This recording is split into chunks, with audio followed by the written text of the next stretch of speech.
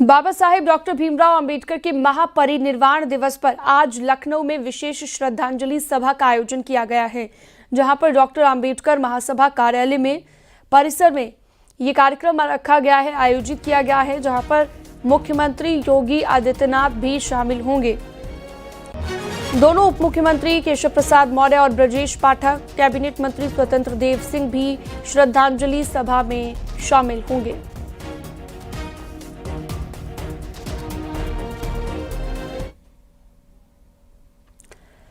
आज अयोध्या में विवादित ढांचा गिराए जाने की बरसी है। इसके मद्देनजर अयोध्या में हाई अलर्ट जारी किया गया है। राम मंदिर और उसके आसपास सुरक्षा कर्मियों की तैनाती की गई है। राम मंदिर जाने वाले सभी रास्तों पर निगरानी की जा रही है। होटल से लेकर ढाबों की भी चेकिंग की जा रही है। जगह जगह पर ड्रोन से भी निगरानी की जा रही है।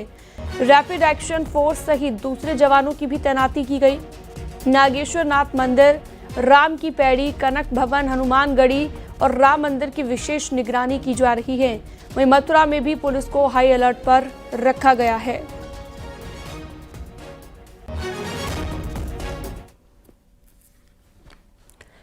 योगी सरकार ने अवैध नशे पर बड़ा प्रहार किया है। कोडीन के दुरुपयोग पर 128 फर्मों पर एफआईआर दर्ज की गई है। वहीं सीएम योगी के आदेश के बाद ताबड़तोड़ कार्रवाई जारी है। लाखों की अवैध दवाएं जब्त की गई हैं, जबकि 6 से ज्यादा लोग अरेस्ट कर लिए गए। सबसे ज्यादा वाराणसी में 38, जौनपुर में 16, कानपुर नगर में 8, गाजीपुर में 6 और लखीमपुर खीरी में, साथ ही लखनऊ में 4 एफआईआर दर्ज की गई। प्रदेश के 28 जिलों में कोडीन के संगठित दुरुपयोग पर अलग अलग फर्मों पर एफआईआर दर्ज हुई है।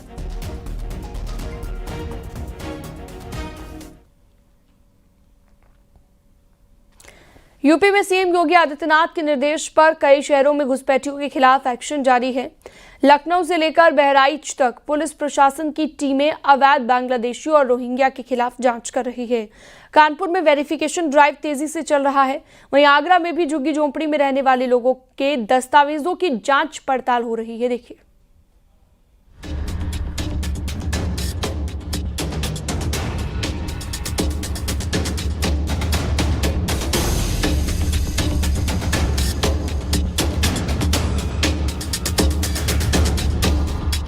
यूपी में सीएम योगी के निर्देश पर कई शहरों में घुसपैठियों के खिलाफ एक्शन जारी है।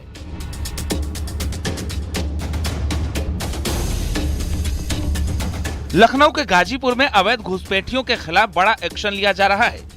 सीएम योगी के निर्देश पर प्रशासन की टीम लोगों की जांच कर रही है। गाजीपुर में अवैध रूप से रह रहे लोगों के बीच एक अवैध मदरसा भी पाया गया, जिसकी जांच पड़ताल की जा रही है। इस बस्ती में जहां पर पुलिस इस वक्त वेरिफिकेशन ड्राइव चला रही है, यहीं पे इसी बस्ती के बीच में एक छोटा सा मदरसा भी बनाया गया है। फिलहाल कोई मौजूद नहीं है, लेकिन बताया जा रहा है कि यहां पर दीनी तालीम दी जाती है। यहां पर जो लोग इस बस्ती में रहते हैं उनको इसमें दीनी तालीम। ये कमरा किस चीज का है, क्या कहते हैं? ये कमरा खाली बच्चे को पढ़ाते और कुछ पढ़ाते हैं। हाँ, गरीब बच्चे को थोड़ा मदरसा टाइप। हाँ, मदरसा है। हाँ। दीनी तालीम वगैरह देते हैं। हाँ। कोई हाफिज साहब आते, कौन आते? हाफिज साहब आते। बहराइच में अवैध घुसपैठियों के खिलाफ हिंदू विश्व परिषद ने जांच की मांग की है। जिले के कई इलाकों में झुग्गी झोपड़ियों में लोग रह रहे हैं, जिनके वेरिफिकेशन को लेकर बीएचपी ने मांग उठाई। त्रिमुहानी रोड, दरगाह, कल्पीपारा कॉलोनी में सैकड़ों लोग रहते हैं, जिसकी जांच होनी चाहिए।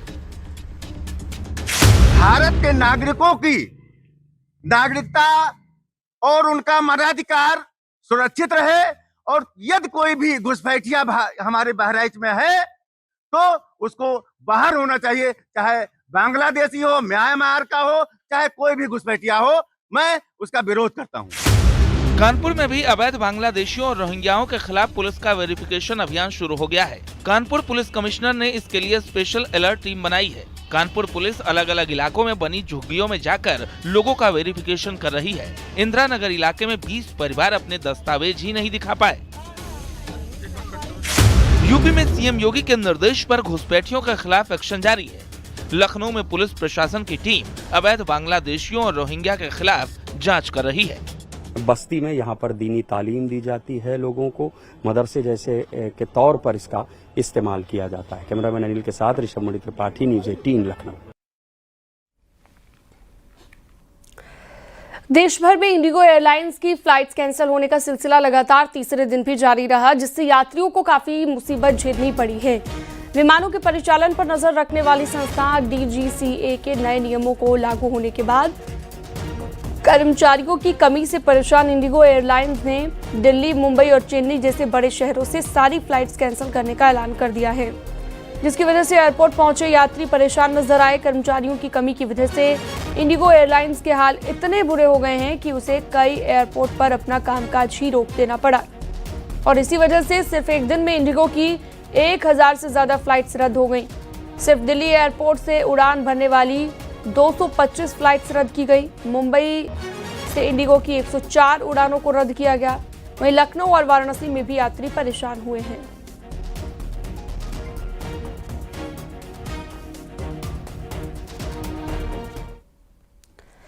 हिंडन एयरपोर्ट से इंडिगो की 9 शहरों के लिए उड़ान रद्द कर दी गई है, जिसमें अहमदाबाद, गोवा, बेंगलुरु, चेन्नई के लिए उड़ानें रद्द की गई हैं।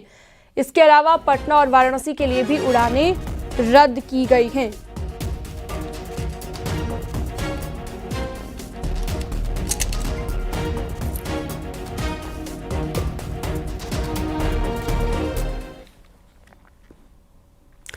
इंडिगो की फ्लाइट रद्द होने के बाद एक दूल्हा दुल्हन को कर्नाटक की हुबल्ली में आयोजित अपनी शादी की रिसेप्शन पार्टी में ऑनलाइन शामिल होना पड़ा।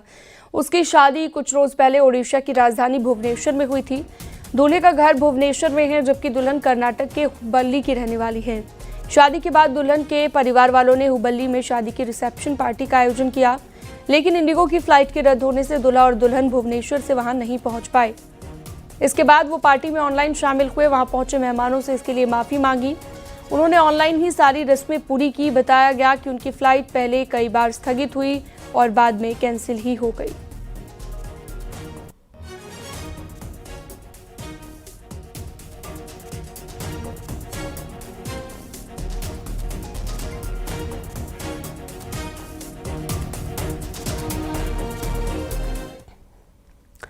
सहारनपुर से अगली खबर है, जहां पर थाना बिहारीगढ़ पुलिस ने जमीन पर अवैध कब्जा और फर्जी दस्तावेज तैयार कर भूमि बेचने वाले बड़े गिरोह का भंडाफोड़ करते हुए 4 अभियुक्तों को गिरफ्तार कर लिया है।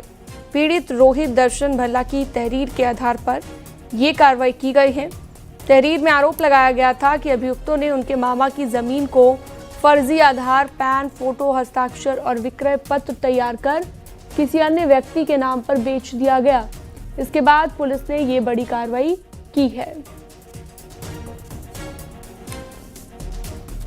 इसमें जो अमरदीप राणा है ये जमीन इन्होंने खरीदी और जो इन्होंने चेक लगाए वो इन्होंने खुद ही बाद में एनकैश कराए थे। इससे ये प्रूव होता है कि इनके द्वारा कोई भी पैसा जमीन खरीदने में नहीं लगाया गया है और ये पूरे इनकी मिली भगत थी, जिसकी वजह से इन्होंने ये जमीन का फर्जी जो है विक्रय पत्र तैयार किया। अभी इनसे पूछताछ की गई है। इन्होंने इसरार के द्वारा कबूला गया है और उस पर मुकदमे भी हैं और अन्य अगर कोई ऐसा हमारे पास कंप्लेन आता है जो कि इनके द्वारा किया तो हम उनकी भी फिर FIR दर्ज करके आगे वैधानिक कार्रवाई करेंगे।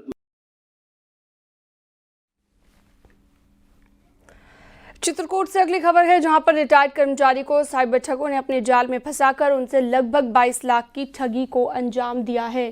पीड़ित के मुताबिक एक अज्ञात नंबर से कॉल आया। शातिर ने खुद को दिल्ली पुलिस का IPS अधिकारी बताकर मानव तस्करी के मामले में गिरफ्तारी की धमकी दी। जैसे ही ठगों ने और रकम मांगी तो पीड़ित ने हिम्मत जुटाकर साइबर क्राइम में शिकायत दर्ज करा दी।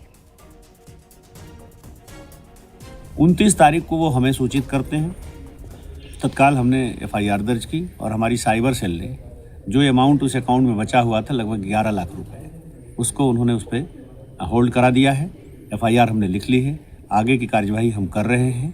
पैसा पाने के लिए उन्हें कोर्ट ऑर्डर प्राप्त करना पड़ेगा। बिना कोर्ट ऑर्डर के फिर बैंक पैसा उनके खाते में वापस नहीं करेगा। आपके चैनल के माध्यम से हम लोगों से अपील कर रहे हैं। लगातार हमारी साइबर सेल सोशल मीडिया के विभिन्न प्लेटफॉर्म्स पर भी इस बात को लोगों तक पहुंचाने का प्रयास करती है। सिद्धार्थनगर के सुहास बाजार स्थित तौहीद पब्लिक स्कूल में लगे गंभीर आरोपों ने शिक्षा व्यवस्था पर ही सवाल खड़े कर दिए हैं। मेऊ सुहास दरमियानी निवासी हमीदुल्लाह ने जिला बेसिक शिक्षा अधिकारी कार्यालय में लिखित में शिकायत देकर विद्यालय पर मान्यता छुपाने, पैन नंबर जारी ना करने और शिकायत करने पर बच्चों को धमकाकर निकालने के आरोप लगाए। अभिभावक ने जिला बेसिक शिक्षा अधिकारी कार्यालय में लिखित शिकायत देकर विद्यालय पर मान्यता छुपाने और बच्चों को धमकाकर स्कूल से निकालने का आरोप लगाया है। हमीदुल्लाह के अनुसार जब उन्होंने अपने बच्चे का एडमिशन नवोदय स्कूल में कराने की कोशिश की तो नवोदय स्कूल ने तौहीद पब्लिक स्कूल का सर्टिफिकेट मांगा, मगर स्कूल प्रबंधन लगातार टालमटोल करता रहा। अभिभावक का कहना है कि स्कूल लगातार मान्यता का दावा करता रहा जबकि स्कूल फर्जी निकला। वहीं बेसिक शिक्षा अधिकारी ने जांच की बात कही है। IGRS क्यों किया, मेरा पर्दाफाश क्यों किया, इसीलिए मेरे बच्चों को धमकाया जा रहा है और मेरे साथ बच्चों के साथ साथ मेरे भी जान के खतरा है, इनसे मेरे परिवार का भी खतरा है इसमें। और ये केवल मेरे बच्चों का भविष्य नहीं है, इसमें पूरे क्षेत्र के बच्चों का भविष्य है। वहाँ पे पढ़ रहे एक एक बच्चे का भविष्य इन्होंने बर्बाद किया है। ये बहुत बड़ा मुद्दा है और इसलिए मैं आज जिलाधिकारी महोदय के पास गया हूँ, एप्लीकेशन दिया हूँ। ये मेरा जो है इसे आया। बरेली से अगली खबर, जहां पर कचहरी के पास हैरान कर देने वाली एक लव स्टोरी सामने आई। कोर्ट मैरिज करने आई प्रेमिका के दो प्रेमी आपस में भिड़ गए। मौके पर पहुंची पुलिस ने महिला समेत दोनों प्रेमियों को हिरासत में ले लिया और ये घटना थाना कोतवाली में कचहरी रोड की है। दरअसल थाना फरीदपुर इलाके की रहने वाली राजवती पहले से शादीशुदा है, लेकिन राजवती अपने पति को छोड़कर सत्येंद्र सिंह और आकाश नाम के दो युवकों से मोहब्बत करने लगी। फिलहाल मामला पुलिस के पास पहुंच चुका है। हम लोग स्टेशन पे मिले थे और हमने इनसे शादी कर ली। पहले तो मेरा दूसरा पति था। दूसरा है? हाँ। ये तो नहीं है ना? नहीं। अच्छा, दूसरा पति था। उसे छोड़ दिया। दारू पीता था, मारपीट करता था। हाँ, बच्चों और दो लड़की थी, इसलिए बोलता था कि लड़कियां मैं नहीं रखूंगी उसको। के साथ हो? बोलता अपनी बेटी दामाद के साथ। ये हमारे गाँव का है। गाँव का है? हाँ। अब किसके साथ रहना चाह रही हो? अपने पति के साथ। इसके साथ शादी करनी तुमने? इसने कहा कि मुझे अपना लो, मेरा कोई देखने भारने वाला नहीं, मेरे तो दो बच्चे हैं और मैं छोटे हैं, मेरा कोई साथी नहीं है। तो मैंने कहा चल ठीक है, मैं सोचूंगा। मेरे 4-5 रिश्ते भी आए, फिर मैंने इसको सोचा कि क्यों ना मैं एक जान छोड़ के 3-3 जान की हिफाजत कर लूं। मेरे पास 30 बीघा जमीन भी है, ऊपर वाले की दुआ से हम काम भी अच्छा करते हैं। इसने मुझसे कहा कि मुझे अपना लो, मेरा कोई है नहीं। तो मैंने कहा चलो बेसहारा को सहारा दूंगा। मैंने इससे शादी कर ली और ये भाई है, ये आस्ती में इतने पूछू रहे हैं, ये कह रहे हैं ये मैं मर जाऊंगा, ये मर जाएगी और तेरी जिंदगी खराब कर दूंगा। बढ़ते आगे, थाईलैंड में फंसे हुए मेरठ के आशीष पुनिया की भारत वापसी हो गई है। 4 महीने बंधक रहने के बाद आशीष अपने घर वापस लौट गए हैं और भारत सरकार का आभार जताया है। एक रिपोर्ट आपको दिखाते हैं।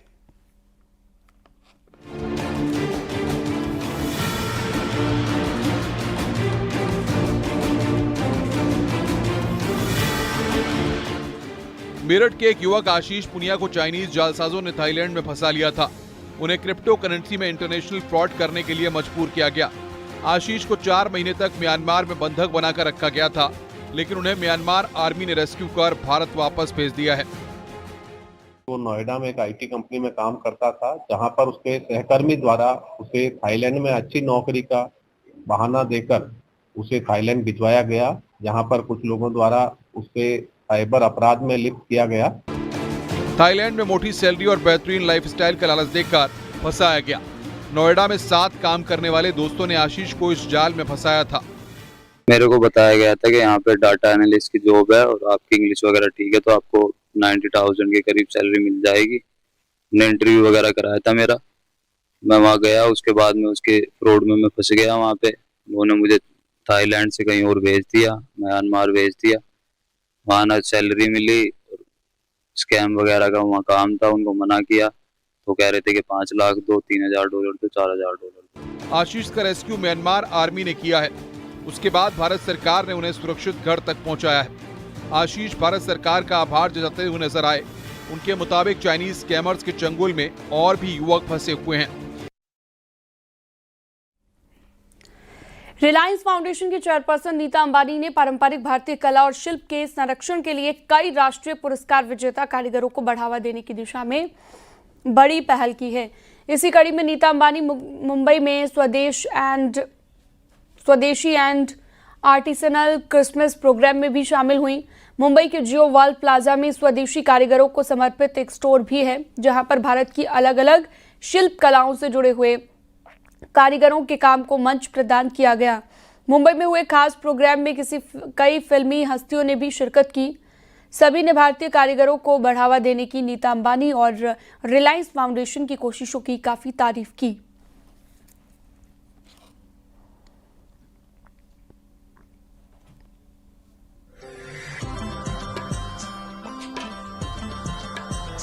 आप सबका स्वागत है। Today we are celebrating the beginning of the festive season by honoring our artists and artisans. They are the pride of India and the stars of tonight.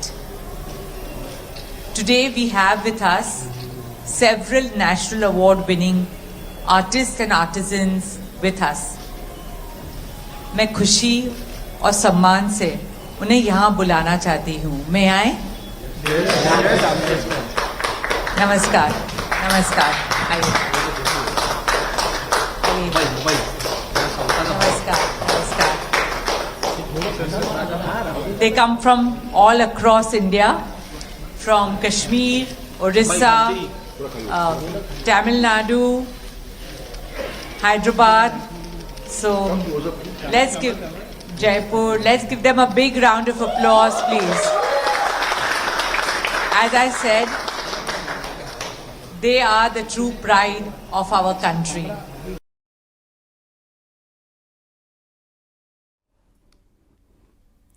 और खबरों का सिलसिला जारी रहेगा, वक्त एक छोटे से ब्रेक का।